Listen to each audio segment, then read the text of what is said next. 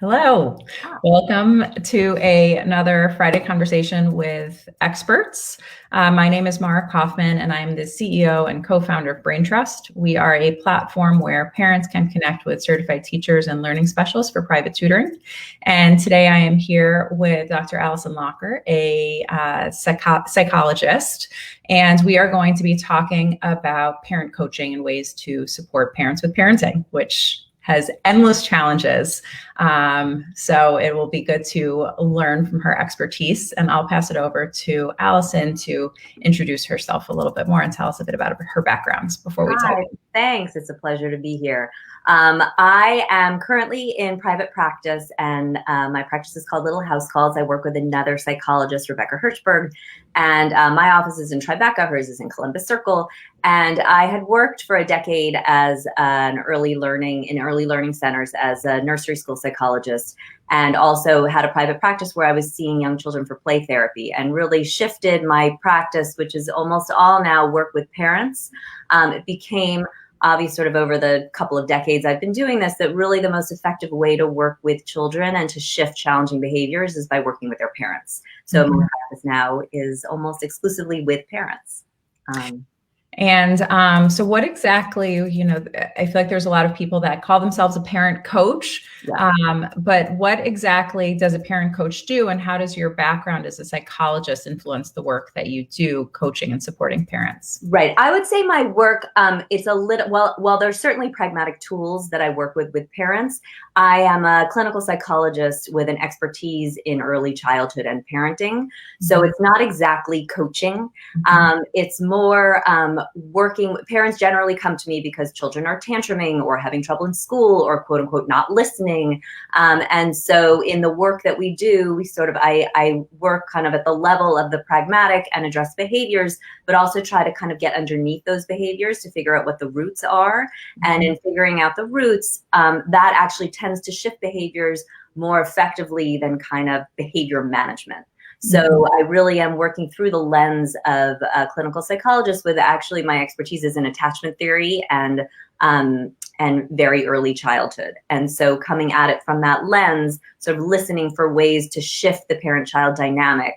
And then the behaviors just tend to shift on their own when we address that. And I can only imagine how important it is, especially with that early childhood lens, because, I have young children myself, and as a new parent, learning how to support your child and address challenging behaviors and kind of understand what the root cause of all of these issues can be such a tricky puzzle to tease apart, and also understanding how to work with young kids and communicate with them in a way that's going to be most effective to actually address those behaviors without just sort of like screaming or losing it. Especially in the pandemic. I mean, everyone's got to sort of be gentle on themselves. Like this is, everything is that much more amplified now. But parenting young children is really tricky, mostly because, all our stuff gets activated as, parenting our young children. All our early stuff also comes up. And so there's a paper that I quote to parents often, which is called Ghosts in the Nursery. And as we parent, we're parenting with all of our ghosts. So often parents find themselves, saying things and they're like, where did that come from? My mother's voice. And so it's really being mindful of what's getting activated in you as a parent, and this is, particularly true in the pandemic, so keeping yourself regulated as best you can is actually the best way to regulate your child. So it's really paying attention to your own stuff as you are parenting. I find myself taking lots of deep breaths and putting on my teacher hat. Thank God for all of the patience that I learned in the classroom. You said something, though, there was a thread that I just wanted to make sure to mention about, I get, sort of like the greatest hits that come in my office is a lot like my child isn't listening, and I end up screaming, or I end up telling them to brush their teeth 25 times. And so, over the years, I've also said, 99.99% of the time, it's not their ears, it's the way you're talking. And so, and I give talks a lot about why is my child not listening? And it's actually shifting the way parents communicate is the best way to help children respond to what you're asking them to do. Yeah. So, yelling to brush their teeth from a different room has pretty much zero chance of working. Knowing you have to take the time to actually walk over and sometimes put your hand on their shoulder, look in the eye and says, brush your teeth. And when you're done, I will be in your bed waiting to read you books. Yeah. And so, that those kind of things, which seem sort of very intuitive and automatic. But again, as parents, we're all frazzled and we're all trying to do 12 things at once. And so our expectations sometimes can be off about what our child can manage and listen to. Yeah. And when you have to repeat brush your teeth 20 times, it also makes your head want to explode. Yeah, absolutely. I experience quite frequently at nighttime. Yeah. So with that in mind, what are some of the more challenging behaviors or the challenges that you find yourself speaking to parents about most often, aside from just, the need to repeat directions over and over again? Are there if you're repeating directions over and over again, it's not working. Yeah. Like if you're saying something more than 3 times, forget it. Like they're not hearing you. Yeah. And so again, like the words aren't working. And I would say, one of the things that I work most often with parents is like, we all overtalk. And so really using fewer words, like language is not always the best way to communicate with children. And in fact, particularly during things like a tantrum, language is useless. Telling a child, like, you need to stop crying. You're too upset. I don't like the way you're screaming. Like they're hearing blah, blah, blah. They're not hearing you. And in fact, often children will cover their ears because they just can't take in words. And that goes for older children too. And so being attuned is very different from talking at them. And that sometimes with fewer words and simple instructions, like when you're done crying, we can play. Or, when your homework is done, then you can take a break, or whatever it is, the sort of very clear, we call them, our little house calls kind of motto is love and limits. Yeah. Like children need love and softness and lots of attuned attention, but also very clear limits. Yeah. And with that in mind, sort of that combination tends to hold children the best and, help contain anxiety and all of that. Yeah. Well, and just thinking about setting those limits and thinking back to, classroom management and all the things that we learn about teaching and positive reinforcement and setting positive limits in language that is more like,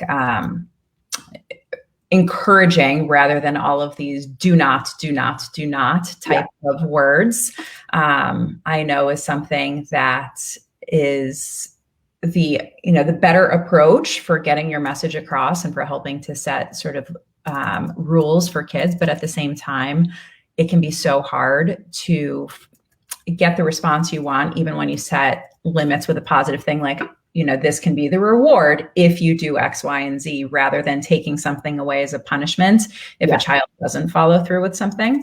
But it's always the case that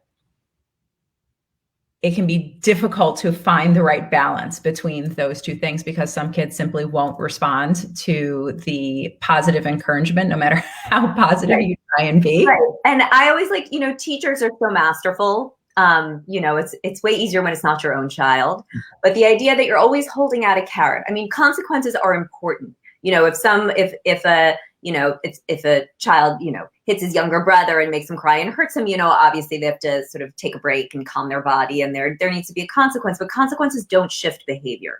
What shifts behavior is saying things like, when we're done cleaning up, then we can, take out the magnet tiles, or when you've done this, then we can do this. And it's always moving towards something. It's getting kids, it's not getting stuck.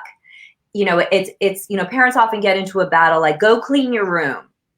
And that is a losing battle because then both parties can dig in their heels and get stuck. It's much more effective to say, what, we need to clean your room before the next thing happens. So let's go and let's do it together. You do 2, I'll do 1. And, and even if it's, it's again, developmentally, and I realize we're talking, across a wider developmental audience here, but for really little kids, mostly parents will pick up 10 toys to their single toy. The idea is you're just helping them move through it together. But for older kids, sometimes kids need scaffolding. And so, even if a parent is going to keep them company or, chucking them a sweater for them to put in their drawer, kids need help sometimes. And I think parents get confused that they need to kind of setting a limit means that they need to dig in their heels. And when you're going like this with a child, it's often a losing battle. You're negotiating with a 4 or 5 or 6-year-old. You will never win because they don't care. They just, again, it gets into a position of, they have so little control over their life that they are going to dig in their heels about, not picking up the last toy. So don't turn that into a battle. Just move. So much of parenting is just moving through it. And also repair. I think parents, feel so guilty, especially these days when, parents are stressed and children are stressed, that, if parents yell or lose their cool or something happens, circle back and repair it later. There's always room to say, I'm sorry I yelled. I just got really upset when you, poured your milk on the floor. But I didn't mean to yell, and let's, we'll clean it up together or whatever it is. But, you can always circle back. Or, it's important that parents say, I had a really hard call at work today and it made me in a really grumpy mood. And I didn't mean to yell at you. But sometimes that happens. And if you narrate experience, even if it's not the experience you wished you had. Yes. And I think it just sets this really good standard also for communication in a family, and being able to model for your child that it's okay to say you're sorry, and it's good to apologize. It's good to recognize when you do something wrong, and also building that connection between the fact that all of these other outside influences impact our behavior. If we have a bad meeting or we have a frustrating day at school, we're going to be in a bad mood, which might make us behave in a way that we wouldn't otherwise. Right. And, that modeling and naming those emotions and really clearly communicating with your kids, I'm sure, is a great way to help promote the same sort of behaviors in their own responses to you as they become more mature and more capable of using reason. Yes. And, there's something in psychology called reflective functioning, which is that basically, parents need to see children as having their own minds and intentions and experiences and wishes and all of that, and making links for them exactly the way you said, I understand you had a bad day at school and that's maybe why you were frustrated and threw the car at your brother, but you can't ever throw a toy at your brother. Or so, because again, parents sometimes worry that they're excusing behavior by explaining it. And so I often will say, that you're not saying the behavior is okay. What you're doing is helping them link a feeling to a behavior. And then you can make sense of it. But children often, the parts of their brain that help control their impulses is not as developed as the very big feelings that come forth. They don't developmentally have the ability to sort of say to their friend, will you please give me back the red marker that you yanked out of my hand? They can't, that doesn't work. Their very big feeling will create an impulse and they will hit their friend or grab it back or whatever it is. And so, again, you're building over time the link between a feeling state and a behavior. And again, saying you can have this feeling, but that behavior is not okay. Yeah. And how long do you think it takes for kids to develop those sorts of connections so that, parents don't feel quite so frustrated when their child is doing this same thing that is causing the same sort of, not negative response, but a response that requires a teachable moment of some sort? But it can feel frustrating when you have that experience over and over and over again. Don't hit your brother with a toy. Don't take that thing out of his hands. How long does it typically take for kids to kind of develop the self-control and awareness to give themselves that moment to stop and think before they do the thing that they know will sort of have a negative consequence? I mean, it depends on the child, and development can be really uneven. But I would say, there's lots of research about teenagers and that the prefrontal cortex is not developed enough, even as for teenagers, to be able to know the impact of their behaviors. And so it's really for some, particularly for boys, up until the age of 21. And so it's a process. And I would say that, kids know they're not supposed to hit. But again, there is the feeling that overwhelms their body when they go to hit is bigger than the little voice in their head that knows that they're not supposed to hit. So, as much as parents can intervene before it happens, and then, again, it's like if they threw the toy goes away, and that's the consequence. Mm-hmm. But I think it's really, really important that parents have realistic developmental expectations, and it makes parents get much less frustrated, because when you can understand that your children just, cognitively can't actually stop themselves when they get frustrated from throwing something or hitting someone or whatever, even though you're reminding them. Yep. They can't remember. And it's not that they don't know. It's that, again, the other more powerful forces in their little bodies and brains take over. So they can't stop themselves. And again, and I think since a lot of your parents are parenting children who have different versions of special needs and learning vulnerabilities, development can be incredibly uneven. And so the emotional development is a process, and certain children are more impulsive than others, and they need more scaffolding and more reminders. And, and if parents are noticing, like, if a 5 and 7-year-old are not playing well together between 5 and 6 p.m. over and over, and they're fighting, then I would say it's up to you to recognize, and I had this with my own 3 children who are now mostly grown, but it's like all of a sudden I was like, oh, wait, that's my fault. 3 children under the age of 7 can't play nicely together at 5 o'clock.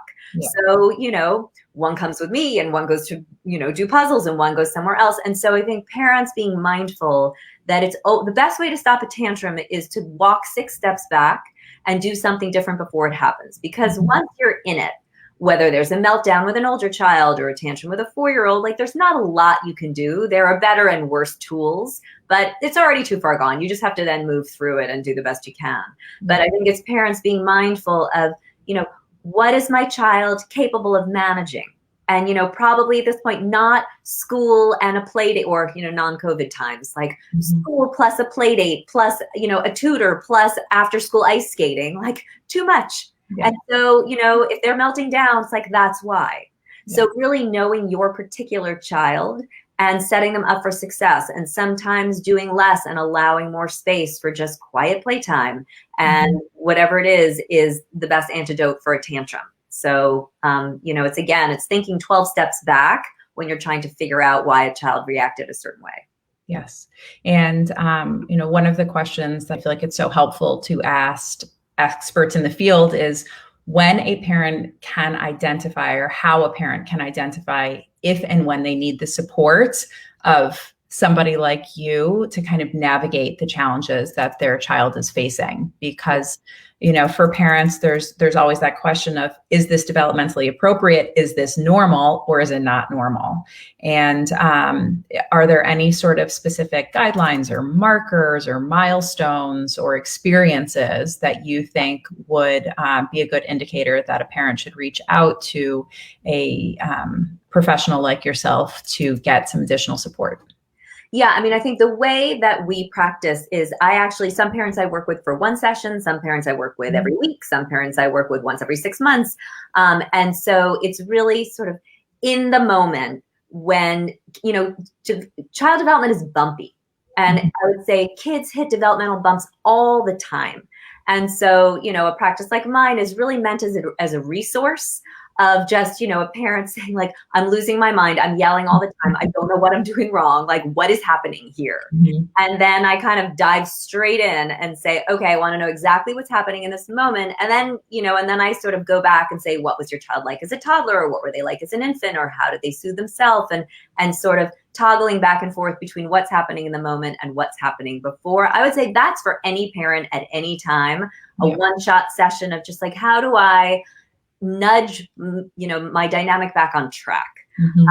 Actually, Anna Freud had a saying, like, development is a developmental track that starts off really wide and narrows over time. And the goal is really to just nudge a child back on track. And so for a lot of particularly young children, that can be 1 session. And then for others in more complicated dynamics, that can be longer. And so to really encourage parents to reach out and have 1 conversation with a child psychologist or a parenting expert, just, again, to sort of get some tools in the moment, because we all need more tools in our tool belt. Yeah. And that's for parenting work. I would say my threshold for child therapy is different, which is that often children are functioning 100% beautifully in school. I hear all the time, like, my child is an angel in school, and then they're a monster when they come home. And I always tell them, like, that's great. That's exactly what you want. It is exhausting parenting children. It's exhausting at every age, but to me, if a child is functioning in school and teachers are not reporting anything, then there are no real red flags. Then if it's all happening at home, then it's shifting again. Parent strategies often will resolve challenging behaviors at home with really very little intervention. The time to seek a therapist for a child would be where functioning is compromised in school, or where anxiety is spilling into school, where they're having trouble transitioning, or for older kids with test taking and that kind of thing, where, depending on the situation, they may need their own person. But a lot of times, even for older kids, I mean, I work with the parents of teenagers, where just sometimes, again, shifting a few strategies just, unlocks a dynamic that's filled with a lot of, just conflict and fighting. And parenting, as hard as it is, like, should be joyful, especially with little kids. And so it's really helping parents, find that joy and not feel like they're doing battle and just managing all the time, because parenting is not the same as child management. Yeah. Well, and I think it's also it's so helpful to sometimes get an outside perspective, because in the moment, you feel so many feelings, and it can be hard to kind of tease apart those feelings in an impartial way. And I feel like somebody with that isn't so emotionally involved in all of those experiences can add a really helpful lens or perspective that just can do so much to improve the dynamic of a family. Yeah. Children are really good at pushing buttons. Like, it's their job to get what they want. That's what they're supposed to do. And, we all have different buttons because of our own childhoods. And so it's actually, for some parents, it's just knowing what button gets pushed and why they get so activated. And, and when there are two parents, it's like they get activated in different ways. So sometimes with parents, the most important thing is saying, oh, that really upset you. Why do you think that is? And then when parents have some insight over, oh, I actually guess it doesn't really matter if the toys are lined up exactly right. It just makes me nuts. Doing your own stuff sometimes, it's like, oh, I actually don't need to focus on that with my child. And then it just sort of, then that resolves. But it's really like our stuff gets activated, and often, we are part of the conflict that's happening. And so just being able to reflect on our own piece can shift everything. Well, let me tell you that as a parent of little people, I feel like I'm thinking so many thoughts. So I'm very excited and grateful that you took the time to share your wisdom with us, because I think, parenting is difficult, and having an expert who has strategies that are based in, research that are proven to be helpful can be, again, such a valuable tool to add to our toolbox. So thank you for joining us today. And I'll be sure to include all of your contact information in our blog post, where you can reach out to Alison to get any support if you feel like it would be helpful for your family. Great. Thanks so much. Thank you.